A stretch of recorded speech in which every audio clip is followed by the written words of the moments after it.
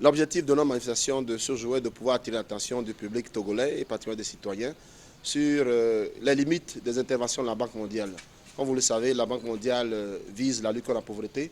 Et très souvent, dans le cadre de ces manifestations, de ces interventions, elle oublie de prendre en compte ses propres clauses de sauvegarde et environnementales. Au Togo, la banque intervient depuis les années 80, notamment à travers des projets d'infrastructures routières dans le domaine de la santé et de l'éducation. On l'a connu surtout dans le cadre du barrage de Nanoubeto. Alors, notre sitting de ce jour, à l'occasion de la journée porte ouverte de la Banque mondiale, a pour objectif de pouvoir envoyer 3 messages à la Banque mondiale. Le premier, c'est pour rappeler à la Banque mondiale que nous apprécions ces efforts, notamment dans le cadre des changements climatiques. Si on prend en compte, par exemple, son dernier rapport, Turn Down the Heat, qui dit que nous sommes en train d'adopter une trajectoire vers 4 degrés Celsius. Mais à y regarder très clair, on voit que la Banque mondiale finance davantage les projets d'énergie fossile ou de charbon ou de pétrole plutôt que les énergies renouvelables et décentralisées. Donc le premier message, c'est que la Banque mondiale change de paradigme, regarde plus haut et pas seulement sous terre.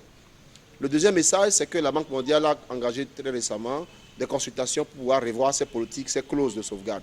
Notre message, c'est qu'il ne faut pas que les clauses ou les politiques de sauvegarde de la Banque mondiale soient diluées dans le cadre de ce processus. Il est absolument important qu'elles soient au contraire renforcées parce que davantage de projets sont en train de porter un coup dur à l'écosystème et aux libertés civiles et aux droits des populations. Notre troisième message, c'est de pouvoir rappeler à la Banque mondiale que nous vivons dans un monde aux dimensions assez instables et incertaines. Et il est important donc, pour que les projets aient un caractère durable et efficace, que des consultations soient menées et que la participation citoyenne, l'information du public, l'accès à l'information, les mécanismes de partage de bénéfices, mais également de plaintes, de voies de recours, soient respectés. Donc, fini les projets qu'on a téléportés de Washington, de l'Inde vers le Togo, il faut qu'à la suite de débats citoyens, à la suite de consultations menées de façon profonde à travers tout le pays, que des cadres, des stratégies d'approche soient en ce moment-là élaborées.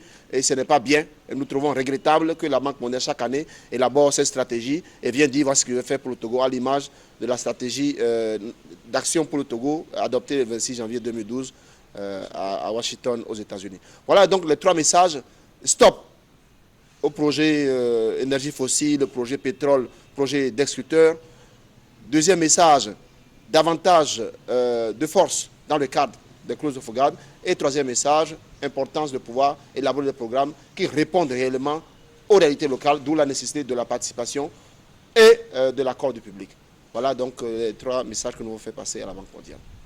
Pas de financement aux agrocarburants au Togo. Pas de dette climatique. Ne dilue pas ta politique de sauvegarde. Pas d'investissement dans les énergies fossiles.